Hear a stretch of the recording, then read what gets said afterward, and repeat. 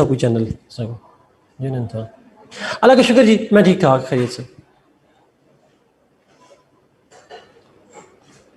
Okay, हम Karl Marx शुरू करेंगे आज। We have to start with Karl Marx. Okay, ये नजर आ रहा है, ठीक है। Karl Marx Bentham next class में करेंगे, बेंथम नेक्स्ट क्लास में करेंगे इंशाल्लाह। कार्ल मार्क्स पे करना चाह रहा हूँ आज। अब कार्ल मार्क्स की डेट ऑफ बर्थ और डेथ मुझे भूल गई है।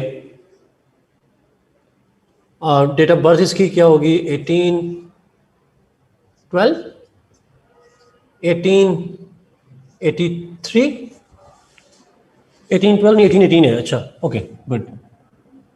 1818 से 1883। Thank you Saad, thank you Usman. अच्छा, criticalize Hobbes, Locke and Rousseau, implementation in this year and how help in policy making. How help in policy making, वही वाली बात कि उनकी थ्योरी किस तरह मॉडर्न दौर में रेलेवेंट है। How the theories are relevant to modern times. अच्छा, कार्ल मार्क्स की थ्योरी बहुत इंपॉर्टेंट है जी। This is very very very important one. अभी मैं जस्ट एक एग्जांपल दे रहा हूँ आपको। मेरा आपसे एक लेक्चर होगा, बिल्कुल लास्ट लेक्चर। अभी मेरा पिछला ऑनलाइन बैच था, अभी आपकी क्लास से पहले उनकी क्लास थी, और मैंने उनको पढ़ाया था टॉपिक। मैं सिर्फ बता रहा हूँ कि आपके लिए टॉपिक कितना पढ़ना। और उस टॉपिक के अंदर हमने बेसिकली पढ़ा कोल्ड वॉर। जब हमने इसको कोल्ड वॉर को पढ़ा तो कोल्ड वॉर के अंदर मुझे दोबारा उनसे पूछना पड़ा कि मार्क्सिस्ट थ्योरी क्या है। I have to ask them. और अगर आपको आती हो तो मेरे लिए काम आसान हो जाता है, बिकॉज मैं अभी पढ़ाता हूँ आपको मार्क्सिज्म, तो आपसे रेलेवेंट हो जाएगा सॉर्ट ऑफ। सो इसलिए अंडरस्टैंड करने की कोशिश कीजिएगा। यहाँ पे साजिद आखिरी 5 मिनट में मुझसे सवाल पूछेगा, मैं इसका जवाब दूंगा उसके अंदर। अच्छा, नाउ तो ये जहन में रख लें कि ये टॉपिक जो मैं पढ़ा रहा हूँ ये आपको पेपर 1 के यहाँ भी कोर्स में है, पेपर 1 के सेक्शन 2 में भी कोर्स में है, पेपर 2 में भी कोर्स में है। तो ये मल्टीपल जगहों पे आपके कोर्स में आएगा, इसलिए इसको अंडरस्टैंड कीजिएगा। शायद सोशियोलॉजी वगैरह में भी है, कहीं पे बाकी जगहों पे भी है। मार्क्सिज्म हमने स्टार्ट करना है। Now let's begin with the Marxist theory. और मार्क्सिस्ट थ्योरी को हम जब स्टार्ट करेंगे उसकी बायोग्राफी से स्टार्ट करेंगे। बायोग्राफी में, अच्छा यूएस हिस्ट्री में, यूरोपियन हिस्ट्री में भी है वहाँ पे, ठीक हो गया। अच्छा, नाउ मार्क्सिज्म की, मार्क्स की बायोग्राफी से स्टार्ट करें तो Marx was born in 1818 in Germany. He was born in 1818 in Germany.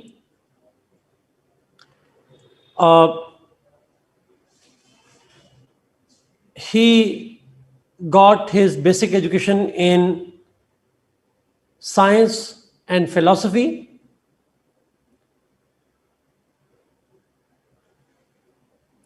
Later on, he studied law and philosophy.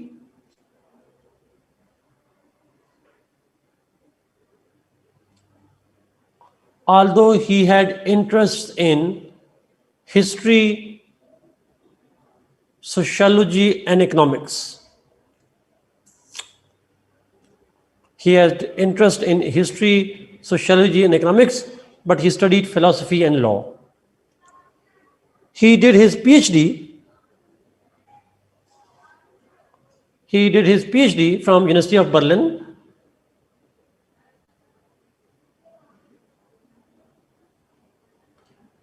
He did his PhD from University of Berlin.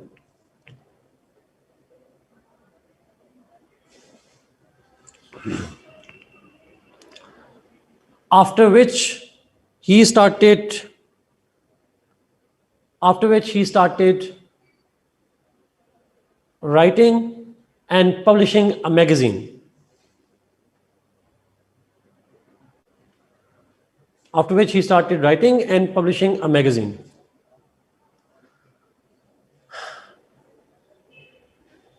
Due to his radical ideas,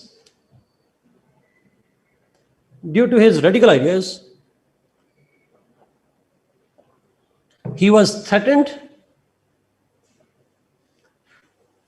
and he left for Paris. सारे भाग के Paris चले जाते हैं। Halves भी गया था, Rousseau भी गया था, मार्क्स भी गया Paris. So he went to Paris. Khomeini साहब भी पेरिस गए थे। खाली हमारे लंदन चले जाते हैं। एग्जैक्टली, बट फिलोसफर सारे जो वहाँ चले जाते हैं।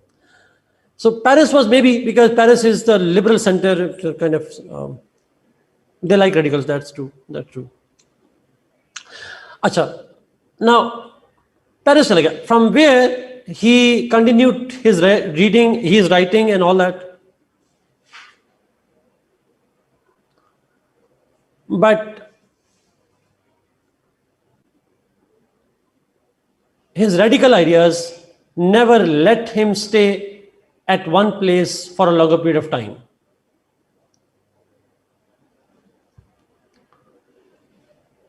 But his radical ideas didn't allow him to stay at one place longer.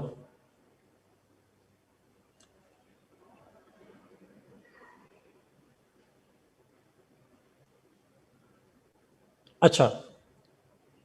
No, this is life. This is life. During this time, he made a friend. During this time, he made a friend जिसका नाम था Friedrich Engels, F.E.N.G.E.L.S. Engels.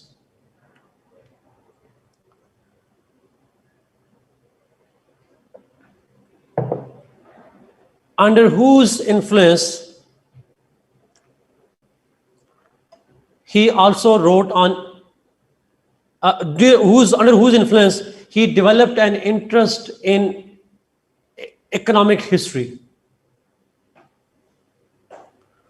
Under whose influence he got his interest in economic history.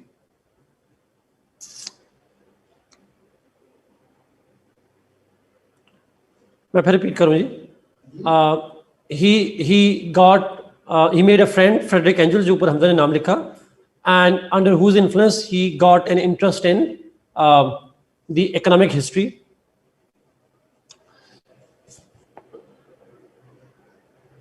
The Marx wrote different important books.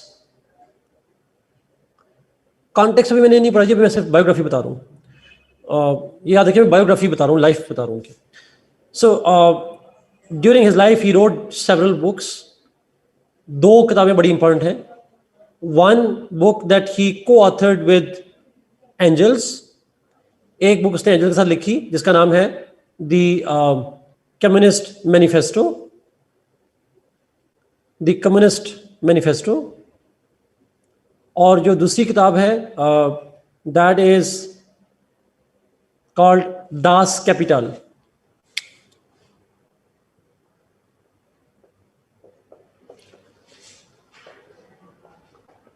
Das Kapital. Das Kapital का मतलब होता है दी capital. Okay, Das Kapital, दी capital. इसको English translation में करेंगे दी capital. ये German word है दी capital. ये उसकी 2 वेल नोन किताबें हैं. हम दोनों किताबों से उसकी थ्योरी को डिराइव करेंगे, दास कैपिटल से और कम्युनिस्ट मैनिफेस्टो से. कम्युनिस्ट मैनिफेस्टो जॉइंटली पब्लिश की थी एंजल्स के साथ. दास कैपिटल खुद लिखी. That's what it is. Is it clear? That's a brief biography and he died in 1883. मर गया 1883 में, जान छूटी. Yes, he taught, he different profession में. एक जगह टिका ही नहीं ना उम्र. कभी पढ़ाना, कभी लिखना, कभी भागना. मतलब he had all kind of different roles. Exactly Usman. So somehow he played a different roles, you know. उसके different रहे हैं role. But teaching, reading, writing, that was the mainstay of his. और वो publish भी करता रहा different magazines वगैरह. But he never got the chance to stay at one place. नहीं, there was an impact on lawyer, I guess. Mohammad Taimur, मैंने बताया था कि he studied law and philosophy. I did talk about his subject, law and philosophy. Yes. Okay. So. Philosophy. His interest was history, economics, and philosophy. But different रहे हैं उसके अंदर. Okay, let's move जी. उसकी theory पे चलते हैं. Marks पे सवाल आता है जी. मार्क्स के सवाल आपको समझ नहीं आएगा डायमेंशंस का. मैं सिर्फ इसलिए एक लफ्ज़ ही यूज करूंगा. सवाल आपको समझ आएगा जब मैं पढ़ा दूंगा. बिकॉज अगर मैं फ्रेज बोलूंगा तो आप कंफ्यूज हो जाएंगे. सो आप सिंपल यहाँ पे लिख लें मार्क्सिज्म. सिंपल उसकी फिलॉसफी समझ लें मार्क्सिज्म. बट 1-2 टर्म और भी इस्तेमाल हो सकती हैं, वो मैं आखिर में बताऊंगा आपको जाके. मार्क्सिज्म थ्योरी जो है वो उसकी। अच्छा, मार्क्सिज्म थ्योरी किसके बारे में है? मैं एक सिंपल सा जुमला बोलूंगा ताकि आपको समझ आ जाए, उसी जुमले का कॉन्टेक्स्ट होगा। I don't know sir. जी, इज्म मीन्स आइडियोलॉजी। सुनिएगा प्लीज, जरा गौर से प्लीज। मार्क्सिस्ट की जो फिलॉसफी है, मार्क्सिज्म की जो थ्योरी है, it is actually about understanding, simple 3 लफ्ज हैं। It is actually about understanding the impact of capital on state and society. Marxist theory is about understanding a relationship between the capital and its impacts on state and society. आसान है, मुश्किल तो नहीं है। Capital का असर क्या पड़ता है स्टेट पे, सोसाइटी पे, इसको हम कहते हैं मार्क्सिस्ट थ्योरी। कैपिटल किसे कहते हैं? What is meant by the capital? Capital not as money, सरमाया का लफ्ज़ थोड़ा जो मनी और चीज हो जाएगी। Capital is simply anything that has a monetary value. Anything जिसकी monetary value. It's not power. Capital brings power, but capital is not power. Capital क्या होता है? सरमाया कोई भी ऐसी चीज जिसकी एक monetary value हो, पैसों में कीमत हो, उसको हम कहते हैं कैपिटल। मिसाल के तौर पर ये मार्कर है, इसकी एक कीमत है। ये आपने जितनी डेफिनेशन लिखी है ये आपकी अपनी अंडरस्टैंडिंग है, मेरी डेफिनेशन वही है। Capital is anything that has a monetary value and is exchangeable. Obviously sir, monetary value, exchange का मतलब आप उसको करके आप पैसे में कर सकते हैं। अच्छा, अब सुनिएगा प्लीज। मार्कर है, इसकी एक वैल्यू है, फर्ज करें 40 रुपीज है, दैट इज कॉल्ड कैपिटल। आपके पास लैपटॉप है, that has a monetary value, it's capital. आपके पास लैंड है, 10 कनाल जमीन है, 20 कनाल है, एकड़ है, जो भी कह लें, that's your capital. You have gold, that's capital. You have car, that's capital. You own a house, that's capital. So capital क्या होता है? Monetary, anything that has a monetary value. अच्छा, anything that has a money that can be turn into money, उसको हम कहते हैं that's called capital. आपके पास industry है, आपके पास कैपिटल है थोड़ा। अच्छा, मेरा सवाल आपसे ये है, मनी तो मटेरियल होती है, लेकिन मनी का जो सोर्स है कैपिटल है, वो जरूरी है कि हमेशा वो हो, जरूरी है कि वो हमेशा एक मटेरियल ही हो? Is it necessary? जैसे मैं आपको पढ़ा रहा हूं, my knowledge is earning me some, my knowledge has a monetary value. I share my knowledge and I charge this thing. My knowledge services exactly. My knowledge is intangible. It's not material, but it has a monetary value. लेकिन लोग automatically नहीं साथ, लोग नहीं, people नहीं, skills, the skills that people have.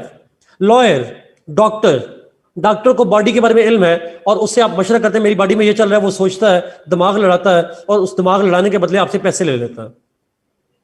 नहीं लेता क्या?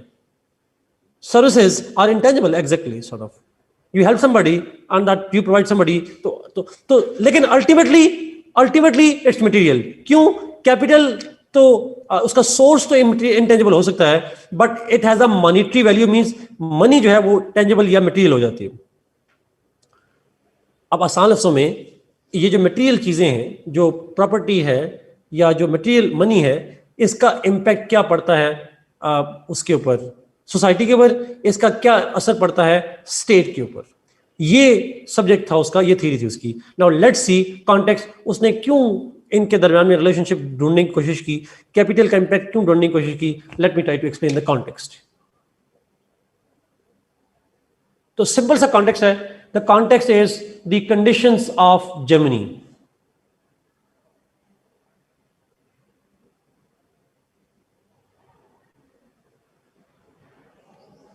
कंडीशंस ऑफ जर्मनी, जी एग्जैक्टली ज़्यादा, yes, conditions of Germany.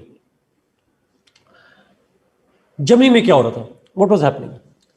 Now Marx was living at a time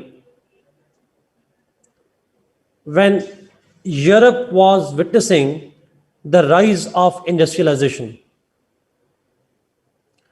industrialisation की बर्थ तो पहले हो चुकी थी, it had happened a few decades earlier, but Marx के टाइम पे that industrialisation was going on its peak, absolute peak. अच्छा, जब industrialisation was taking place at its peak, तो उस इंडस्ट्रियलाइजेशन के दौरान, during that industrialisation, Marx observed that those who are working in industries, the laborers, जिनकी बात हो रही है, workers की बात कर रहा हूं, laborers की बात कर रहा हूं, they were living a pathetic, miserable life. I repeat this point. Marx was living at a time when Germany was passing through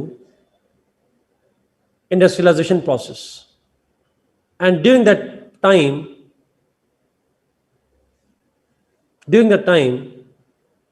he observed that the people, the ordinary people, the workers, industrial workers, they were living a miserable, pathetic life,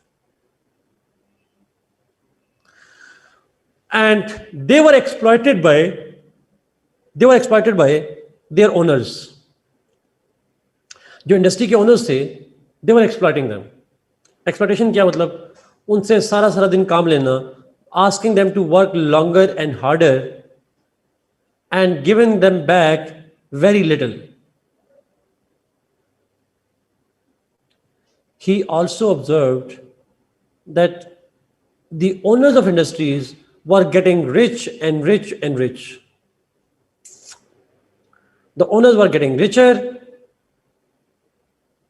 but the workers were getting poorer.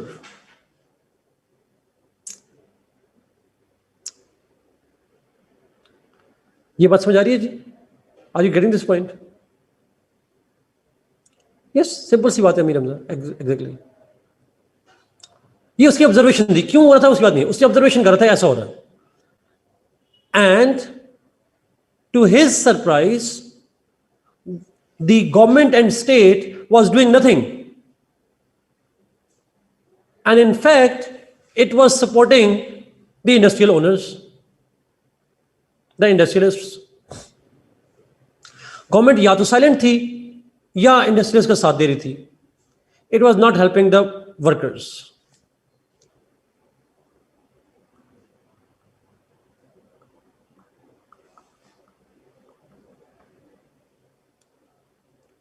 Marx,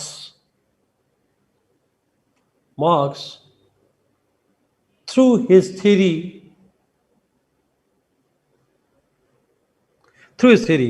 wanted to free the workers. Through his theory, wanted to free the workers from capitalists and the state that backed them. मैं फिर repeat करूं.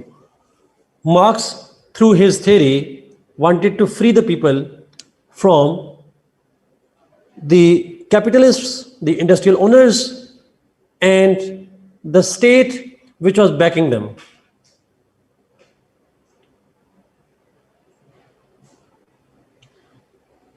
Is it clear? उसका basic idea था कि लोगों को freedom दी जाए. किससे?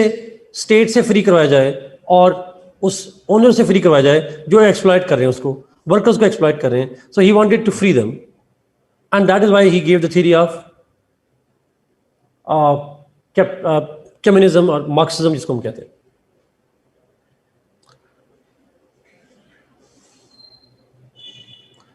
कैसे करेगी अभी देखते हैं, थ्योरी पढ़ते हैं, थ्योरी कैसे करती है. देखें, दैट्स व्हाई मार्क्सिज्म को कहते हैं कि मार्क्स वाज वन, आप शायद जानते हैं इसके बारे में, Marx was the most written person in the human history. दुनिया की तारीख में सबसे ज्यादा जिस इंसान पर लिखा गया वो कार्ल मार्क्स है और उसकी theory. He is the most read about, he is the most written about, thinker in the world. जी, to overthrow the capitalism and establish socialism, तो ये तो नहीं कहूँगा, लेकिन but still, मानता कोई नहीं उसकी, बहुत सारे लोग मानते हैं जी. Anyway, there are lots of Russia नहीं है, मैं आऊँगा उसके बाद में आऊँगा उस पर. Yes, that's true, Harim, absolutely. He has influenced दुनिया की 1/3 स्टेट्स ने अडॉप्ट किया उसकी आइडियोलॉजी को. सॉर्ट ऑफ आपने आपको साइलेंट कर दें, म्यूट कर दें जी please.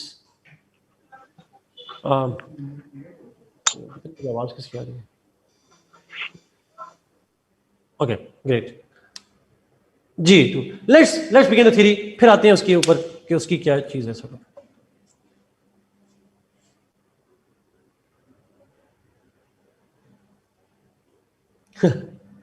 okay, let's begin his theory.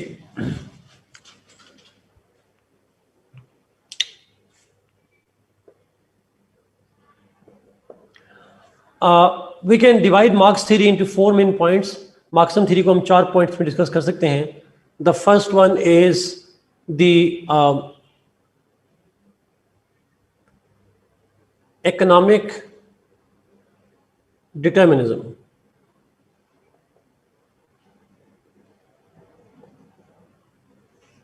The first part is economic determinism.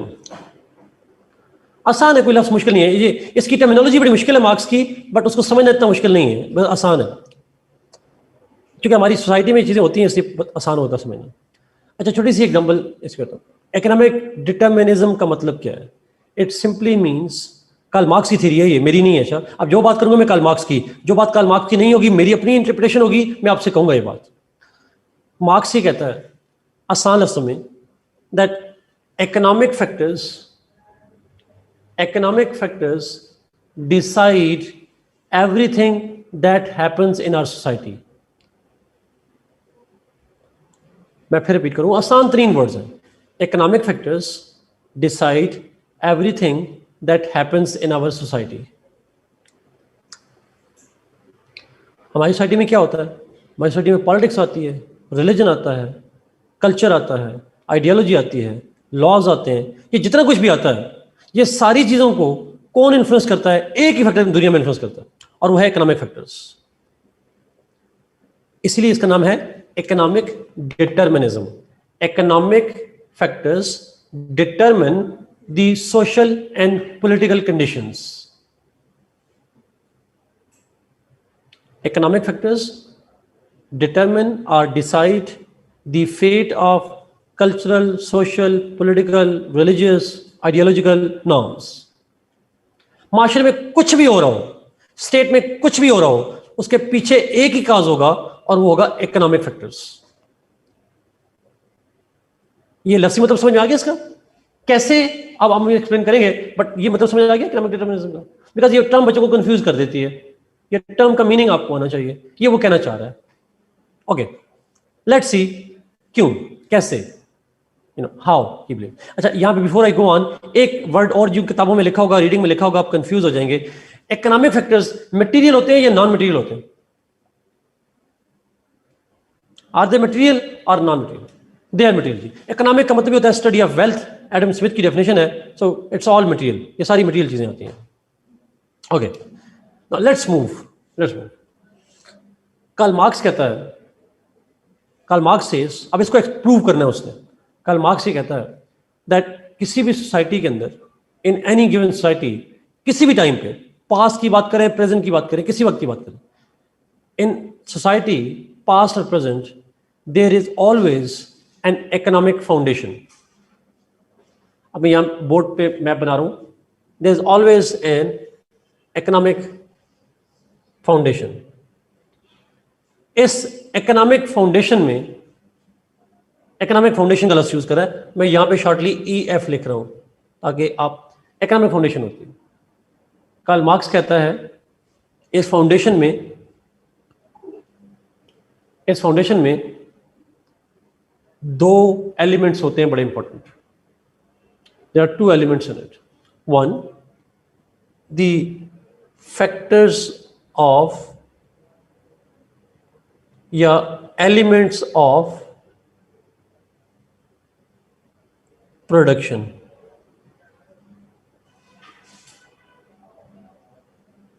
The factors of production, नहीं सुपर स्ट्रक्चर नहीं, साथ वो बाद में होगा उसके ऊपर, वो सुपर स्ट्रक्चर बाद में। फाउंडेशन में क्या होता है, फैक्टर्स या एलिमेंट्स ऑफ प्रोडक्शन। अब ये आप अगर आप गौर से सुनेंगे ना तो आपको बड़ी आसानी से समझ आ जाएगी, आपको सवाल पूछने की ज्यादा जरूरत नहीं पड़ेगी। इसलिए तो ये मार्क्स लिखेंगे तो समझ नहीं आएगी, सुनेंगे तो ज्यादा समझ आएगी। फैक्टर्स या एलिमेंट्स ऑफ प्रोडक्शन, आसान लफ्ज़ में प्रोडक्शन के लिए जो चीजें रिक्वायर्ड होती हैं, what things are required to produce something. अच्छा, ये किसकी प्रोडक्शन की बात हो रही है, तो आसान लफ्ज़ों में कैपिटल के प्रोडक्शन की बात हो रही है। कैपिटल जब प्रोड्यूस होता है उसके लिए कौन से एलिमेंट्स चाहिए, इसको हम कहते हैं the factors of production. Is it clear? अच्छा, वैसे पूछ रहा हूं, कैपिटल से मतलब मैं पहले रिपीट कर चुका हूं, कैपिटल डिफाइन किया मैंने आपको, anything that has a monetary value.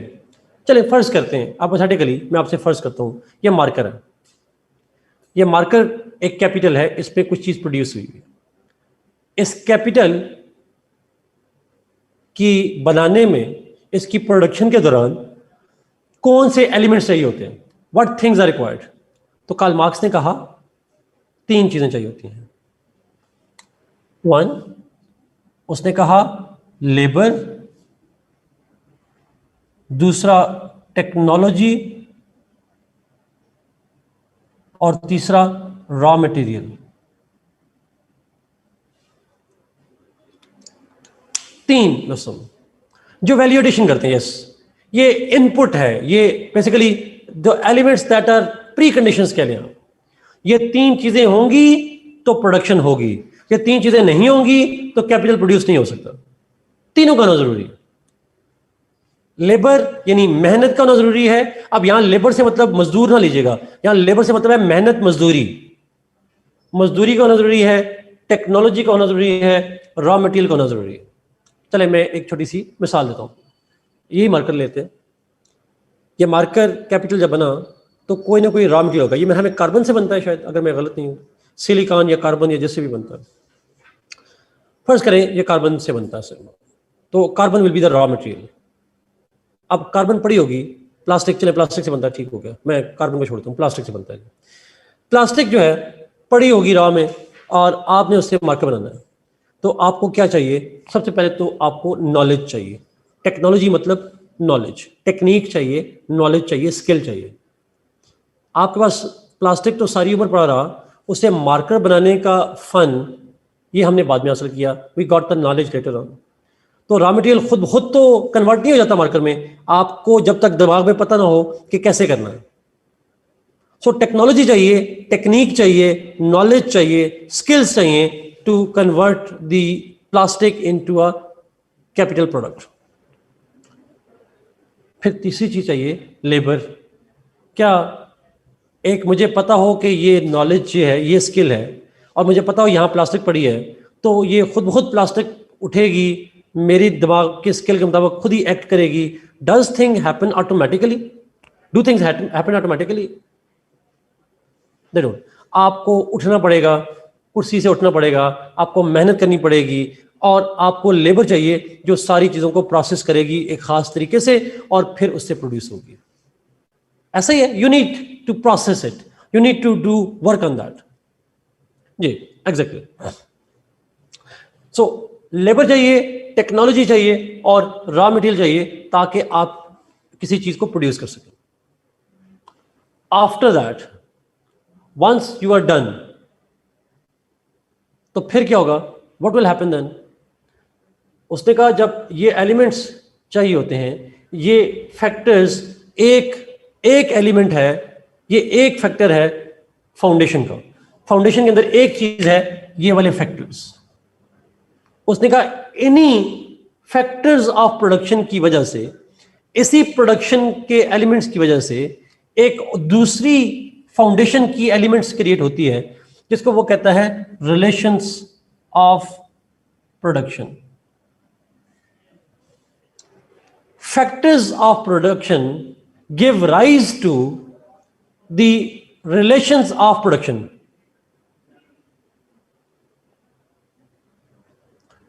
मैं एक दफा फिर रिपीट करता हूं, इकोनॉमिक फाउंडेशंस नहीं, मैंने तो देखें यहां पे बोर्ड पे देखिएगा, यहां पे लिखा हुआ है इकोनॉमिक फाउंडेशन। ये पूरा डब्बा एक फाउंडेशन है, ये पूरा डब्बा एक फाउंडेशन है। फाउंडेशन कहते हैं बुनियाद, उस बुनियाद में सीमेंट सरिया चीजें पड़ते हैं ना, हम डालते हैं, तो इस बुनियाद में दो चीजें, एक है फैक्टर्स ऑफ प्रोडक्शन, उस फाउंडेशन के अंदर एक चीज है, ये तीन factors, labour, technology, raw material, ये तीन चीजें चाहिए उस फाउंडेशन के अंदर। दूसरी क्या होता है, वो कहता है इन्हीं जो ये तीन फैक्टर्स हैं, ये तीनों फैक्टर्स ऑफ प्रोडक्शन है, इनकी वजह से एक खास रिलेशनशिप क्रिएट होता है सोसाइटी के अंदर। और वो रिलेशन प्रोडक्शन क्या है, दो क्लासेस बन जाती हैं सोसाइटी में।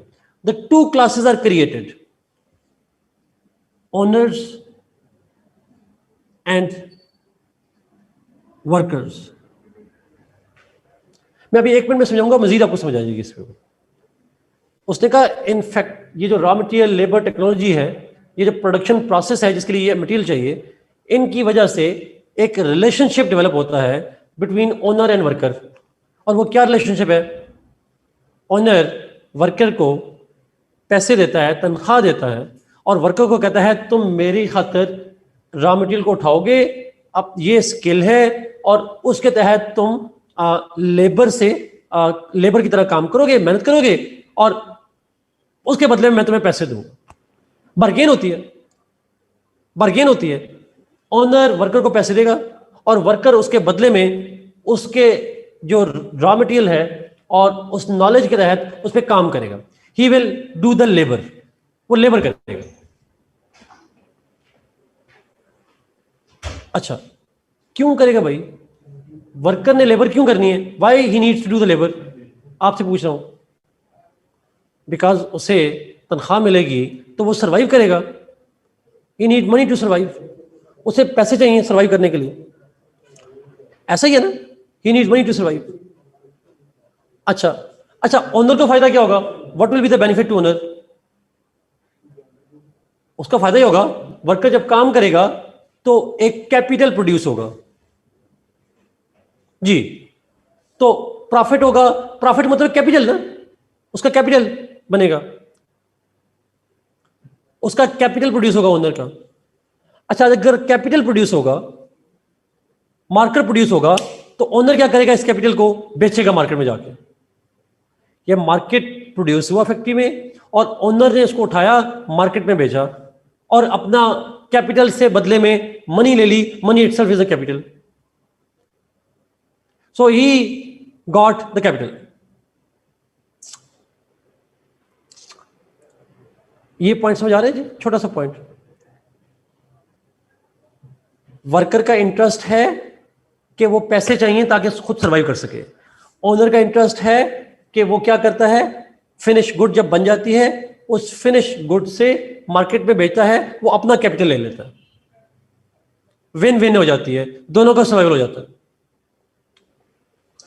यहां कार्ल मार्क्स कहता है, यहां पे मेन पॉइंट यहां वाला, ये वाला। कार्ल मार्क्स कहता है both need capital. Exactly, Karl Marx कहता है कि जो ओनर है वो ओन करता है सारे प्रोसेस को और वर्कर मजबूर है ओनर के काम करने के लिए, बिकॉज वर्कर के सर्वाइवल है। दोनों को सर्वाइवल चाहते हैं, दोनों को कैपिटल चाहिए ताकि सर्वाइव कर सके। लेकिन यहां पे कार्ल मार्क्स नजरिया लेता है डार्विन का। वो डार्विन की थ्योरी को इस्तेमाल करते कहता है, डार्विन की थ्योरी का कॉन्सेप्ट है सर्वाइवल ऑफ द फिटेस्ट। ऐसा ही है, that's what Darwin says. Natural law है, वो सर्वाइव करता है जो फिट रहता है। डायनासोर्स पेरिश्ड, ज़राफे की गर्दन लंबी होगी। ये क्यों हुआ सारा कुछ? The struggle for survival. हम इंसानों ने दिमाग कैसे बना लिया? मुझे नहीं पता, स्पेंसर का आइडिया है, मैं तो डार्विन का ही पढ़ा था वैसे, नेचुरल सिलेक्शन का। स्पेंसर का है, जिसका भी है, we adopted to survive basically. Spencer का है, डार्विन का, लेकिन डार्विन का भी है नेचुरल सिलेक्शन का। नाउ ओके, डार्विन प्रॉपर नहीं है, बट चलें हम डार्विन का ले लेते हैं, डार्विन से ही ले लेते हैं। May be is not the founder, मैं फाउंडर का लफ्ज़ यूज नहीं करूंगा, डार्विन का आइडिया लेते हैं वहां से। अच्छा, वो कहते हैं जो ओनर है उसको पता है if he wants to maximise the chances of survival, he needs to maximise his capital. जिसके पास कैपिटल ज्यादा होगा वो सर्वाइव ज्यादा करेगा। The one who has more capital will more likely to survive. तो ओनर क्या करता है, वो कैपिटल प्रोड्यूस करता है, प्रॉफिट लेता है, और ताकि अपनी सर्वाइवल को इंश्योर कर सके। वर्कर भी यही करता है, वो भी काम इसलिए करता है ताकि सर्वाइवल हो सके उसका। नाउ तो इसी दोनों के बेनिफिट के चक्कर में एक सोशल रिलेशनशिप बनता है ओनर एंड वर्कर का। Owner orders, workers obey. Owner ने कहा ये काम करो, वर्कर को करना पड़ता है। कमांड एंड ओबे, मास्टर एंड स्लेव, एक रिलेशनशिप बन जाता है दोनों के दरमियान, बॉस और worker, simple relationship, and boss is always right, सुना होगा आपने। So this is how it works out, owner worker का रिलेशनशिप। उससे क्या कैपिटल प्रोड्यूस होता रहता है, काम चलता रहता है दुनिया में। लेकिन यहां पे एक प्रॉब्लम है, ये दोनों मिलकर क्या बनाते हैं, both of them make up what he calls economic foundation. तो इकोनॉमिक फाउंडेशन क्या है?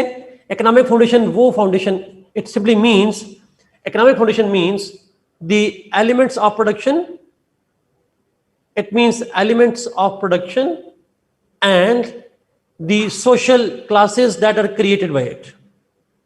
और उसकी वजह से जो सोशल क्लासेस क्रिएट होती हैं, ये दोनों चीजें मिलकर बनाती हैं economic foundation.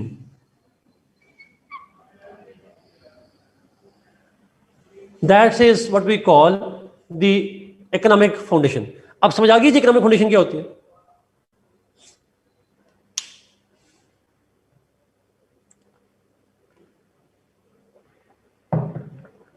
It's a simple logic, elements of production and the relations of production, ये दोनों मिलकर बनाते हैं इकोनॉमिक फाउंडेशन।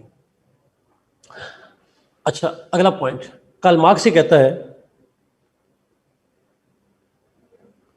आगे आएगा सर्वाइवल वाला पॉइंट दोबारा आएगा, मैं उसको दोबारा रिपीट करूंगा। कार्ल मार्क्स ये कहता है कि ओनर को लगता है कि उसको थ्रेट है, फॉर एग्जाम्पल कि जो वर्कर्स हैं वो उसके खिलाफ रिवॉल्ट कर सकते हैं, the workers might revolt against him. Owner को लगता है उसे रॉ मटेरियल चाहिए, ओनर को लगता है उसे टेक्नोलॉजी नॉलेज चाहिए, उसको कैपिटल प्रोडक्शन के लिए बहुत सारा काम करना पड़ता है। He can't do it alone, वो अकेला कर नहीं सकता। वर्कर को भी कंट्रोल करे, प्रॉफिट भी कमाए, रॉ मटेरियल भी लेकर आए, टेक्नोलॉजी भी डेवलप करे, उसके लिए मुश्किल है। तो ओनर क्या करता है, अपनी सपोर्ट के लिए, अपने इंटरेस्ट के लिए फिर एक सुपर स्ट्रक्चर बनाता है, एक बिल्डिंग खड़ी करता है। इन political science language, in the language of political science, the owner creates structures, owner creates institutions अपने इंटरेस्ट के लिए, कि उसका कैपिटल बनता रहे, उसका कैपिटल सर्वाइव करता रहे, और ताकि वो कैपिटल जितना ज्यादा होगा उतना सर्वाइव करता जाएगा। इस काम के लिए, अपनी सपोर्ट के लिए उसने कुछ इदारे बना दिए। He has established some structures and some institutions. कौन, उसको हम कहते हैं superstructure. We call those institutions, we call that structure as superstructure. अब ये सुपर स्ट्रक्चर क्या है? Yes, he creates superstructure because he fears workers and he creates superstructures that can help them in raw material, technology and labor. तमाम चीजों में उसको help भी हो सके सर, सिर्फ लेबर के लिए नहीं है, तमाम मकसद के लिए। अच्छा, अब सुपरस्ट्रक्चर में कौन से इदारे बनाता है? What institutions he had established? Karl Marx कहता है that owners have established state. इसी मकसद के लिए स्टेट बनाई ओनर ने। तो आसान लफ्जों में मैं अगर आपसे पूछूं एक सवाल का जवाब, state according to Karl Marx किसने बनाई थी? ओनर्स ने। Simple. Is it divine? Is it divine? क्या खुदा ने बनाई उसके नजदीक? नहीं। क्या लोगों ने कॉन्ट्रैक्ट करके बनाया? नहीं, लोगों ने कॉन्ट्रैक्ट नहीं किया, ओनर ने बनाई सिर्फ अपने इंटरेस्ट के लिए, सारी सोसाइटी के इंटरेस्ट के लिए नहीं, अपने इंटरेस्ट के लिए बनाई। तो according to Karl Marx state is natural और artificial? Yes, it is artificial, it's not natural. It's a man made. किसके इंटरेस्ट के लिए सर्व करेगी? Whose interest will it serve?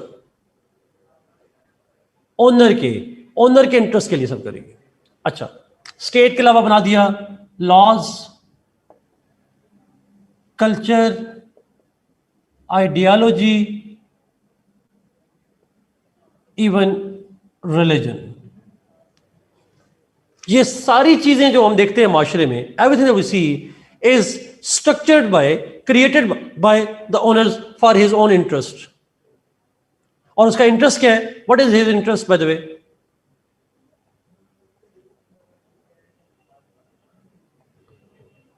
Capital है, सर्वाइवल है। Capital is again not the end, the end is survival.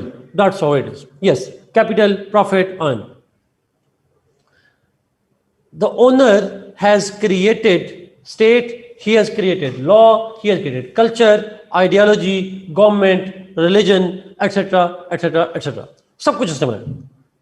उसने कहा इनको इस्तेमाल करता है, वो इन्हीं चीज़ों को इस्तेमाल करता है टेक्नोलॉजी बढ़ाने के लिए, वो इन्हीं चीज़ों को इस्तेमाल करता है रॉ मटेरियल के लिए, वो इन्हीं चीज़ों को इस्तेमाल करता है वर्कर्स को कंट्रोल करने के लिए।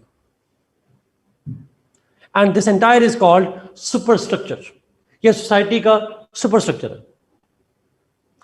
तो आसान समय सुपर स्ट्रक्चर किसको सपोर्ट करता है? वर्कर या ओनर? ओनर को सपोर्ट करता है। Not both, absolutely not both. Worker के लिए तो है ही नहीं ना।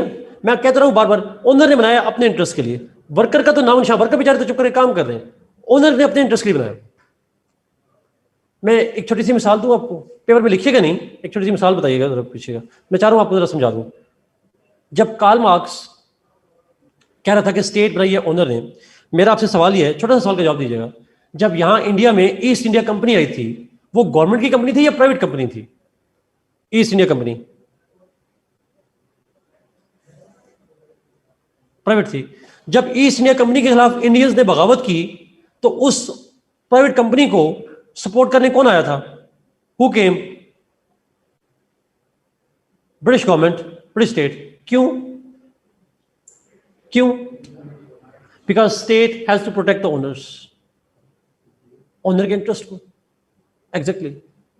अच्छा, वैसे आपसे छोटा सवाल पूछूंगा, आखिरी सवाल। मैं चाह रहा हूं कि आप जरा इसको जरा समझेगा भी प्लीज। अच्छा, आप मेरा सवाल दीजिएगा जवाब। गवर्नमेंट क्या करती है? सरकारी यूनिवर्सिटियों में, आप में से बहुत से लोग यूईटीज वगैरह में सरकारी यूनिवर्सिटी में पढ़ रहे होंगे, आपकी एजुकेशन को सब्सिडाइज करती है, ऐसा ही है? It creates a talent in you. आपके ऊपर खर्च करती है स्टेट, आपकी इंक्यूबेटर बनाएं जी, लैब बनाएं जी, टेक्नोलॉजी डेवलप करें, सारा कुछ। और आप जब नॉलेज लेकर आते हैं तो आप जाते किसके किसके प्रॉफिट में इजाफा करते हैं? स्टेट के या कंपनीज के?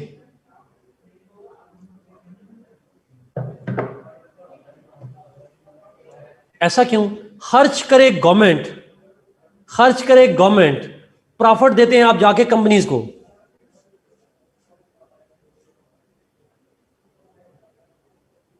ऐसा क्यों होता है? गवर्नमेंट कहती है हमारे पास जॉब्स नहीं है, सरकारी नौकरियां नहीं है, आप जाएं जाके प्राइवेट सेक्टर में काम करें।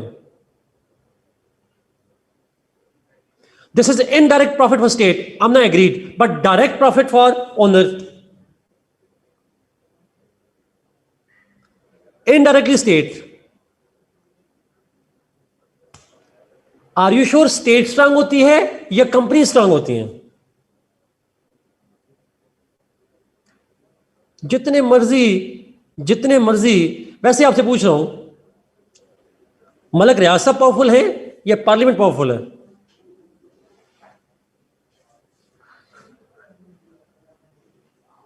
That simple. इंडिया के अंबानी सब खड़े हो जाएं, स्टेट क्या करती है? Sort of that's true. Mark Zuckerberg, he can go on and say whatever he likes to.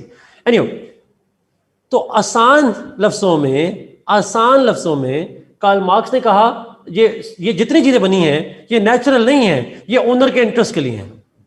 आखिरी जुमला प्लीज, लास्ट जुमला इसके ऊपर, लास्ट जुमला।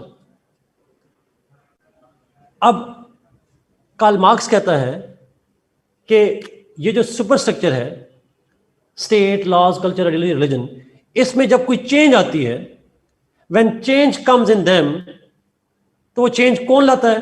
Who brings the change? Owner. Owner control करता है ना, तो ओनर ही लेकर आएगा। उसने कहा ओनर दो सूरतों में सुपर स्ट्रक्चर में चेंज लाता है। He changes the superstructure in two conditions. One, when mode of production changes.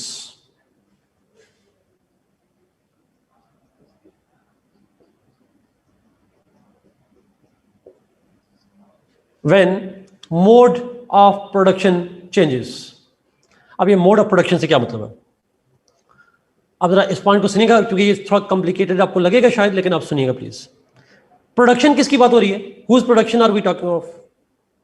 हम कैपिटल की बात कर रहे हैं, कैपिटल की प्रोडक्शन की बात कर रहे हैं, रॉ मटेरियल से कैपिटल प्रोड्यूस करने की बात कर रहे हैं। अच्छा, फर्ज करें मोड ऑफ प्रोडक्शन से मैं जरा एक्सप्लेन करना चाहूँ। हम एग्रीकल्चर को जानते हैं, एग्रीकल्चर में कैपिटल प्रोड्यूस होता है। Do we produce capital in agriculture? Obviously yes. चीनी, गन्ना, गंदम, मकई, जो भी है वहां प्रोड्यूस होता है, और उसकी एक वैल्यू होती है। गन्ना मार्केट में चला जाता है, आटा मार्केट में चला जाता है, गंदम, मकई वगैरह जो भी होते हैं ये मार्केट में चले जाते हैं। तो is it not that agriculture is one mod of production? वहां कैपिटल प्रोड्यूस हो रहा है जमीनों में। अच्छा, अगला सवाल, क्या इंडस्ट्री में भी ऐसा ही कैपिटल प्रोड्यूस होता है, या वहां मेथड डिफरेंट है, मोड डिफरेंट है? कैपिटल तो वहां भी, मार्केट भी तो प्रोड्यूस हो रहा है, वहां मेथड डिफरेंट है। तो आसान लफ्जों में एक है एग्रीकल्चर मोड ऑफ प्रोडक्शन, एक है इंडस्ट्रियल मोड ऑफ प्रोडक्शन। दोनों में कैपिटल प्रोड्यूस हो रहा है, बट डिफरेंट तरह से प्रोड्यूस हो रहा है, डिफरेंट तरह का कैपिटल प्रोड्यूस हो रहा है। Did you get this point जी? मोड ऑफ प्रोडक्शन से क्या मतलब है? वो जरिया जिस जरिए से कैपिटल प्रोड्यूस होता है उसको हम कहते हैं मोड। और मैंने दो एग्जांपल दे दी, एक एग्रीकल्चर मोड है, एक इंडस्ट्रियल मोड है। डिफरेंट रॉ मटेरियल का भी है, मेथड का भी है, टेक्नोलॉजी का भी है।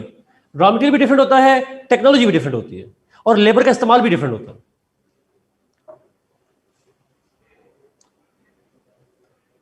अच्छा, अब यहां पे सवाल सुनिएगा। कार्ल मार्क्स कहता है, कार्ल मार्क्स के लफ्ज है, वो कहता है जब मोड ऑफ प्रोडक्शन चेंज हो जाए तो यहां पे चेंज आ जाती है, स्टेट के अंदर चेंज आ जाएगी, लॉज, कल्चर, आइडियोलॉजी, रिलीजन वगैरह में चेंज आ जाएगी। कैसे आती है? जरा अपने माशरे में इर्द गिर्द देखिएगा जरा, और मुझे सोच के जवाब दीजिएगा कुछ सवालों के। आप में से कुछ रूरल एरिया से होंगे, कुछ अर्बन के होंगे, बट हमें एक्सपीरियंस दोनों का होता है। गांव में रहने वाले लोग जो एग्रीकल्चर से वाबस्ता होते हैं, उनका idea of democracy and politics क्या सेम होता है उन लोगों से जो अर्बन एरियाज में रहते हैं? It changes. ज्यादा डेमोक्रेटिक कौन होते हैं वैसे बाय द वे, अर्बन वाले या रूरल वाले? अर्बन वाले डेमोक्रेटिक होते हैं। क्यों? ऐसा क्या हो जाता है, साथ ही गांव हो, 10 किलोमीटर 20 किलोमीटर दूर गांव हो, उनके लोग, हम इसको एजुकेशन कहते हैं। कार्ल मार्क्स कहता है ये एजुकेशन नहीं है। कार्ल मार्क्स कहता है ये ओनर हमारे दिमाग में डाल देता है। Owner creates a condition through which he changes that idea. अच्छा, अगला सवाल, ही इन्फ्लुएंसेस अस। अच्छा, अगला सवाल सुनिएगा प्लीज। गांव में रहने वाले लोगों का रिलीजन के बारे में व्यू वही होता है जो अर्बन एरिया में रहने वाले लोगों का होता है?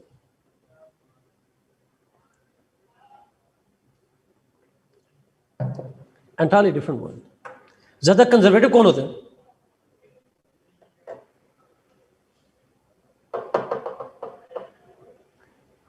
ये भी इत्तेफाक की बात है, ये सारे इत्तेफाकात हैं।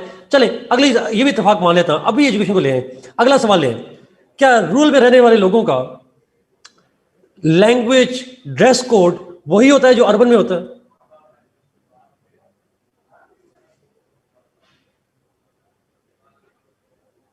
Y culture changes from rural to urban? एक मोड से दूसरे में जाए, एंटायरली डिफरेंट वन।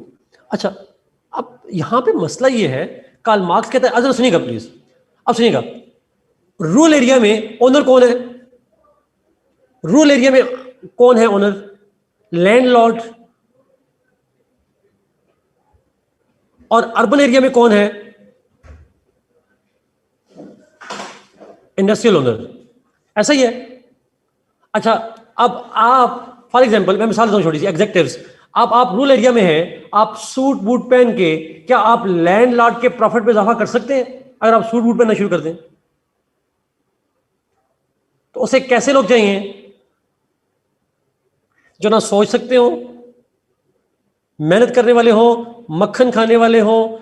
हम कहते हैं गांव में मक्खन होता है, बड़ी खालिश चीज है भाई। वो ओनर वर्कर चाहता है आप खाएं, ओनर वो चाहता है आप अच्छा खालिश खाएं, सब कुछ खालिश खाएं। He wants you. अगर आप वीक होंगे उसका काम कैसे करेंगे? लेकिन एक शहर में रहने वाले जो इंडस्ट्रियलिस्ट है, उसको वो लोग चाहिए जिनका फिजिकली कुछ हो ना हो, दिमाग तेज हो। वो मक्खन खाए ना खाएं, बादाम जरूर खाएं। वो एनर्जी ड्रिंक्स पीते हो। That's the idea. एग्जैक्टली, इसका मतलब है एग्जैक्टली वरिया, एब्सोल्युटली यही डायलेमा है आपको। That's a simple idea. अच्छा, मेरी दूसरी सवाल, गांव का कल्चर लिबरल होता है या अर्बन एरिया का कल्चर लिबरल होता है?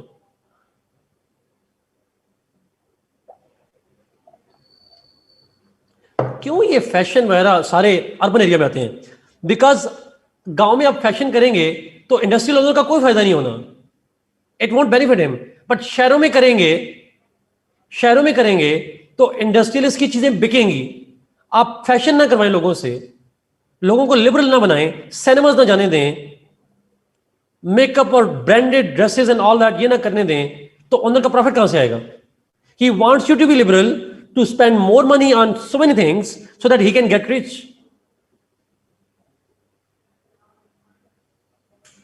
That's a simple idea. That's how it works out. अगर अर्बन एरियाज में कंजर्वेटिव माहौल आ जाए, अगर अर्बन एरिया में माहौल आ जाए, मैंने जीन्स और ये शर्ट्स ना पहनी हो, तो उनका कैसे बने? तो the idea is, Karl Marx कहता है, अगर मोड ऑफ प्रोडक्शन, ओनर को लगता है कि एक मोड ऑफ प्रोडक्शन से दूसरे मोड में जाता है, और वो जाता इसलिए है ताकि प्रॉफिट ज्यादा बढ़ा सके, प्रॉफिट टेकिंग के लिए, and therefore to when he changes the mode of production he changes the superstructure. हमें लग रहा होता है कि मुझ में जमहूरियत आ रही है, वो जमहूरियत नहीं होती, वो ओनर के इंटरेस्ट चेंज हो रहे होते हैं। हमें लगता है हमारा माशरा लिबरल हो रहा है या कंजर्वेटिव हो रहा है, वो ओनर के इंटरेस्ट होते हैं। हमें लगता है कि हमारा रिलीजन बड़ा अच्छा हो रहा है या बुरा हो रहा है, इंटरेस्ट किसके होते हैं? बकौल कार्ल मार्क्स के, ओनर के। Exactly Hira, Karl Marx gave this explanation why we see social change, why we see the political change, और उस सारे के पीछे इंटरेस्ट होते हैं, economic interest of the owner. तो मैं अगर वन वर्ड में शुरू में कहा था, economic factors determine या decide everything that happens in a society. Was he right? ये एक्सप्लेनेशन उसकी लॉजिकल है। इसी एक्सप्लेनेशन पे वो कहता है that economic factors affect everything that happens in our society. He proves that. हम उसे एग्री करें ना करें अलग बात है, but he says it. दूसरी चीज, सेकंड, उसने कहा सुपरस्ट्रक्चर में चेंज तब आती है जब ओनर वर्कर में क्लैश आता है। When there is clash between the owner worker, दोनों में कॉन्फ्लिक्ट आ जाए, क्लास कॉन्फ्लिक्ट आ जाए, तो ओनर क्या करता है? सुपरस्ट्रक्चर में चेंज ले आता है। ही अडॉप्ट स्टेट, उस स्टेट में कुछ चेंज ला जाएगा, लॉज में चेंज ले आएगा, कल्चर, आइडियोलॉजी, रिलीजन में कुछ चेंज ले आएगा, so that he can confront and continue to control the workers. वो अपनी ओनरशिप कायम रखे, अपनी हेजेमनी कायम रखे, और वर्कर्स को कंट्रोल करने के लिए, उनको खुश करने के लिए, उनको उनकी सबऑर्डिनेशन को इंश्योर करने के लिए ही ब्रिंग्स चेंजेस हियर। तनख्वाहें बढ़ा देगा, बोनस दे देगा, सोशल सिक्योरिटी दे देगा, इंश्योरेंस दे देगा। पर्पस क्या है? और वो करेगा स्टेट के थ्रू। गवर्नमेंट कहेगी जी हमने मिनिमम इनकम बढ़ा दी, गवर्नमेंट कहेगी हमने मजदूरों के हकूक के लिए ये काम कर दिया। वो बेसिकली पीछे ओनर चाहता है कैसा हो ताकि वर्कर्स उसके खिलाफ रिवोल्ट ना करें। so that workers don't revolt against him. Scholarship भी देगा exactly. It's a बेवकूफ बनाने वाली बात. So he, in order to ensure that workers continue to be workers, वो यहाँ पे थोड़ी चेंज ले आता है. लेकिन वर्कर्स को, अगर वर्कर्स रिवॉल्ट करने की कोशिश करेंगे, उन्हें पैसिफाई करने के लिए ही ब्रिंग्स चेंजेस. मजदूरों के मुतालबात मान लिए गए. That's true Ali, that's true, true. अच्छा, ये दो फैक्टर्स होंगे तो ऊपर चेंज आएगी. This entire debate is called economic determinism. Please tell me you got this point.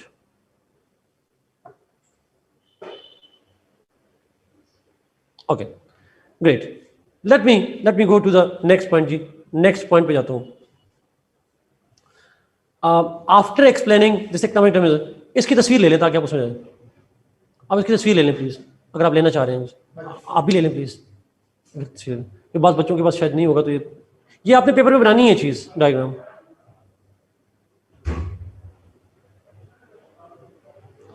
Okay, अब मैं इसको मिटा रहा हूँ.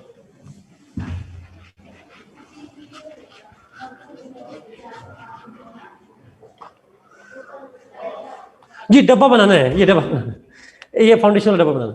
अच्छा, after this he explains the concept of surplus value. He explains the surplus value.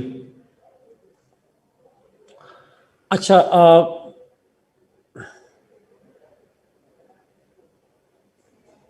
Umar, आप में से कोई बच्चा मुझे मेल कर सकता है? मैं उसको शेयर कर दूंगा पिक्चर्स, आप शेयर कर लीजिएगा ग्रुप में. If any of you could email me, तो मैं आपको शेयर करवा दूंगा. ओके, सरप्लस वैल्यू पे चलते हैं. नहीं, जिनके पास मेरा ईमेल एड्रेस किसी के पास होगा ऑलरेडी पड़ा हुआ, मुझे अगर सेंड कर देंगे तो मैं कर दूंगा. अच्छा, आगे चलते हैं सरप्लस वैल्यू पे. ओके, नाउ सरप्लस वैल्यू से क्या मतलब है, ये आइडिया अंडरस्टैंड कीजिएगा जी, ठीक होगा. अच्छा, होता इस तरह से है कि कार्ल मार्क्स ने कहा कि, अच्छा मैं पहले आम समझा लूं फिर इसको प्रॉपर वर्ड्स में जाता हूं. कार्ल मार्क्स ने क्या कहा वो समझ नहीं आएगी, मैं पहले समझा लेता हूं. फर्ज करें ये मार्कर है जी. मार्कर की कीमत, ये कैपिटल है, इसकी कीमत है 40 रुपए. 40 रुपए में मुझे मिला है, मैंने परचेज किया 40 में. इस 40 रुपए में ओनर की कास्ट भी होगी, ऐसा ही है, कास्ट भी होगी और उसका प्रॉफिट भी होगा. कास्ट प्लस प्रॉफिट मिलाकर कीमत 40 बनी होगी, ऐसा ही है. कास्ट प्लस प्रॉफिट मिला के जो मैंने बेचा, मैंने खरीदा तो 40 रुपए बन गई इसकी कीमत. अच्छा, फर्ज करें अगर आपने प्रॉफिट निकालना हो, if you have to find out the profit, तो प्रॉफिट कैसे निकालते हैं? Profit is equal to selling price minus cost, ऐसे निकालते हैं. उमर आपने जरा अच्छा निकाले. Selling price minus cost, price कह लें या कॉस्ट कह लें, और वो करेंगे तो प्रॉफिट आ जाएगा, ऐसा ही है. फर्ज करें कि मार्केट मुझे मिला 40 रुपए का, मैं माइनस कर दूं मैन्युफैक्चरिंग प्राइस कह लें, कास्ट कह लें, एक ही बात होगी. Yes sir, this is my email address. अच्छा, 40 रुपए और उसने मुझे बेचा 40 रुपए का, और उसको कास्ट पड़ी जी फर्ज करें 30 रुपीज की, तो प्रॉफिट कितना बन जाएगा? 10 रुपीज. मैं जरा उल्टे चक्कर में लिख रहा हूं बट आप समझ गए होंगे. 40 minus 30 is 10 rupees profit. Simple logic है. 40 का मार्कर है, मुझे बेचा, 30 रुपए की कास्ट है उसकी, 10 रुपए उसने अपने पॉकेट में डाल दी ओनर ने. कास्ट में वो सारा रॉ मटेरियल भी आ जाएगी, टेक्नोलॉजी भी आ जाएगी, लेबर भी आ जाएगा, बिजली पानी खर्चा सारा कुछ आ जाएगा उसके अंदर, जो भी होता है.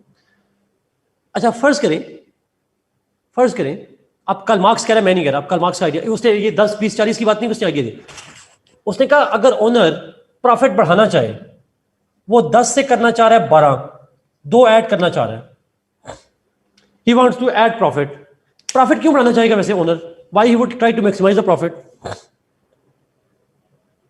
कैपिटल ज्यादा होगा, सर्वाइवल के चांस ज्यादा हो जाएंगे फॉर हिज इंटरेस्ट. ज्यादा प्रॉफिट, ज्यादा चांसेस ऑफ सर्वाइवल. ऐसा ही है ना, जिनकी $100 बिलियन की मनी है, उनकी 50 नस्लें भी खा लें, फिर भी अरबपति रहेंगे, लेकिन फिर भी वो और कमाते हैं और कमाते हैं और कमाते हैं। बिकॉज एक साइकोलॉजिकल चीज है, again Darwinian concept, survival of the fittest. Profit बढ़ाना चाहता है, increase the capital to add to maximise the chance of survival. Karl Marx कहता है यस। अब प्रॉफिट बढ़ाने का दो ऑप्शंस हैं, एक है प्राइस बढ़ा दे, दूसरा ऑप्शन है कास्ट कम कर दे। 40 के बजाय 42 में बेचेगा तो ₹2 प्रॉफिट एक्स्ट्रा आ जाएगा, या प्राइस 40 ही रखे, कास्ट बनाने का खर्चा जो है वो कम कर दे, ₹28 कर दे। दोनों ऑप्शंस हैं। अच्छा, अब मेरा आपसे सवाल ये है, अगर वो प्राइस बढ़ाता है तो लोग महंगी चीज खरीदेंगे? नहीं खरीदेंगे। That's not a good option. Then second option is कि प्राइस बढ़ाने के बजाय what he should do is he should reduce the cost, cost कम कर दे, कॉस्ट कम कर दे। अब कॉस्ट में 3 चीजें थी, raw material, technology, labour. Raw material, technology and labour. Quality कम कर देगा, मेरा फिर नहीं बिकेगा, he has to reduce the cost. वो क्या करता है? कार्ल मार्क्स कह रहा है, कार्ल मार्क्स क्या कहता है? वो कहता है रॉ मटेरियल की प्राइस किसी और ने तय करनी है, दैट्स फिक्स्ड। Technology fixed. उसने कहा लेबर जो है, जो मजदूरी है मजदूर की, उसको कम किया जा सकता है, वेजेस कम किए जा सकते हैं। क्यों? कार्ल मार्क्स ये कहता है कि ओनर को मजदूरी, जो मजदूर की मजदूरी होती है, the labour of the worker, उसकी एक नेचुरल डिफेक्ट का पता है। He knows a natural defect in the value of the labour. और वो क्या? Yes Saad, absolutely, it's perishable. Absolutely. Perishable क्या होती है जी चीज? What is meant by perishable?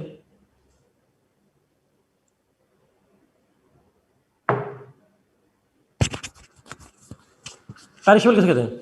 जो जो जल्दी एक्सपायर हो जाती है, which expires, which has expiry date. अच्छा, टाइम सेंसिटिव होता है। अच्छा सुनिएगा प्लीज, आप मजदूर हैं, आप दिहाड़ी का 800 रुपये लगाते हैं, आपकी बात नहीं कर रहा, आइडिया दे रहा हूं। If somebody works for 8 hours, he earns 8 घंटे काम करेगा, लेट्स सपोज उसे 1000 मिलता है मजदूर। अगर वो एक दिन काम ना करे, अगले दिन काम करेगा, तो उसे अगले दिन का 1000 रुपये मिलेगा। If he does not work for 8 hours, तो उसकी जो लेबर करने की वैल्यू थी 1000, it is lost. Can he get back those 8 hours?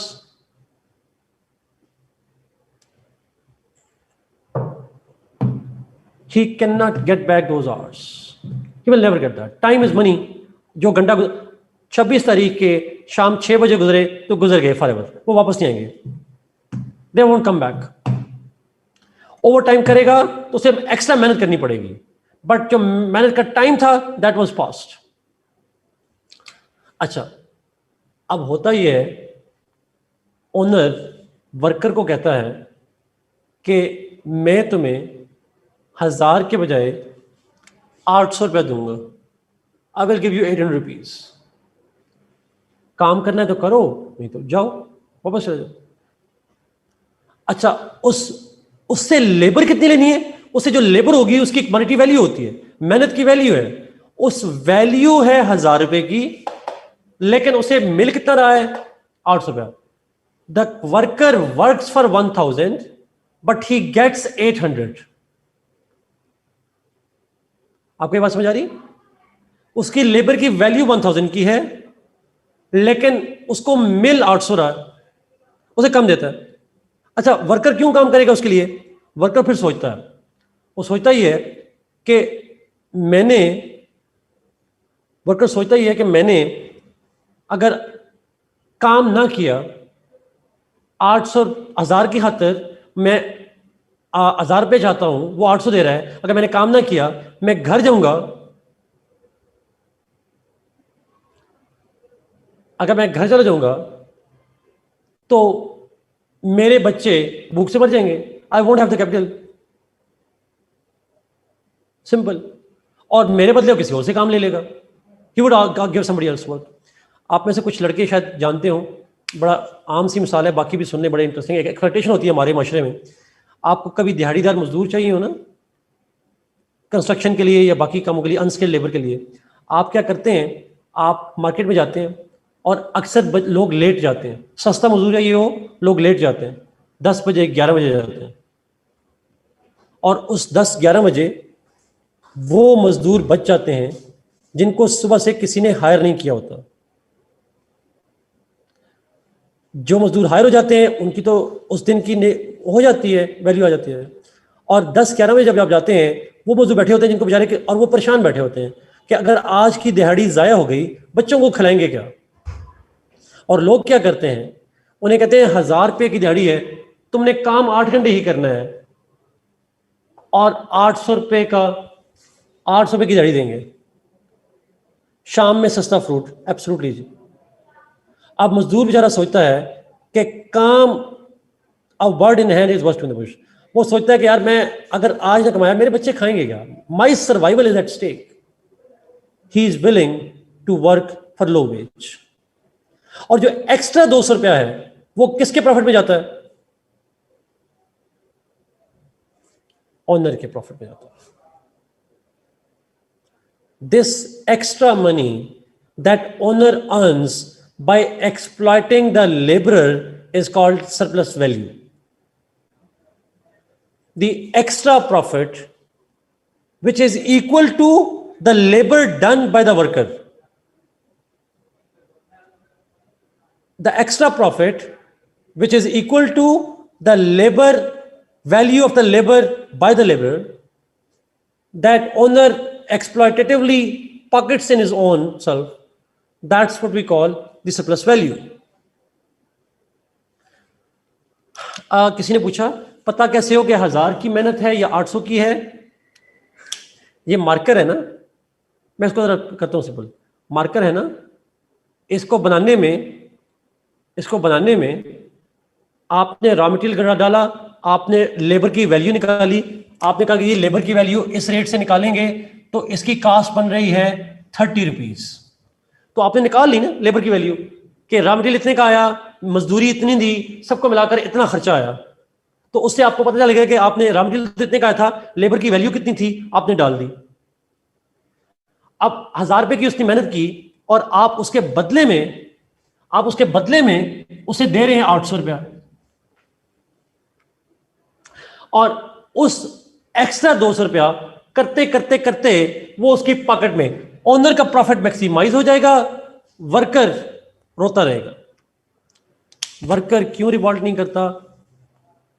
In one line साथ surplus value is the extra money, और वो एक्स्ट्रा मनी को ब्रैकेट में लिख दें, equal to the value of the labour of the labourer, equal to workers labour कहते हैं। Extra money bracket equal to the value of labour which is pocketed by the owner by exploiting the labour. वो जो काम करवाया 1000 रुपए का, उसे दिया 800 रुपया, और जो एक्स्ट्रा पैसे जेब में डाले उसको हम कहते हैं सरप्लस वैल्यू, ओनर। और वो क्यों कर पाता है? इसलिए बिकॉज मजदूर को लगता है कि अगर मैं नहीं करूंगा काम, कोई और कर लेगा, और मेरे पास पैसे नहीं आएंगे तो मेरे बच्चे खाएंगे क्या, उसके सर्वाइवल का खतरा है। और आप ये रोडों पे जाएं, रोड्स पे रोजाना हम ऐसे काम करते हैं, we all do the same thing almost on daily basis. वैसे बाय द वे, आपसे एक पूछूं छोटा सा सवाल, आप में से बहुत से लोगों ने नौकरी का इंटरव्यू देने गए होंगे, आपको नहीं कहा जाता कि इस काम के आपको 20,000 रुपए मिलेंगे। आप कहते हैं एक इंजीनियर को 20,000 रुपए, काम ज्यादा है, उसने करना है, कहता है करना है तो करो, लाइन में 10 बंदे और बैठे हुए हैं। जिसको आप कहते हैं ना salary negotiations. Why salary negotiation भाई? जब आपका लेबर की एक वैल्यू है तो why negotiations? That's corporate slavery, that is simple idea.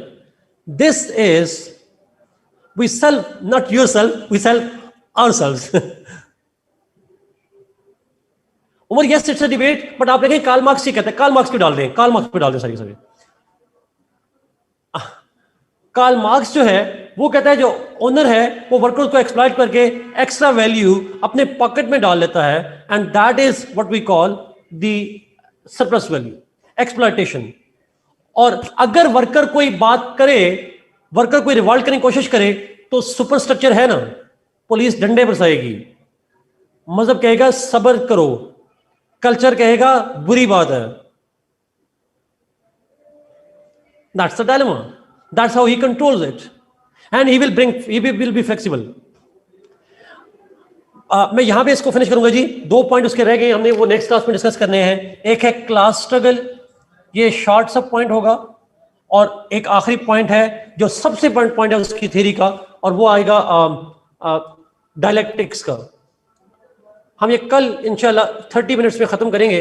Class struggle 5 minute में होगी, 20 मिनट लगेंगे डायलेक्टिक्स के ऊपर, ये एक इंपॉर्टेंट होगा।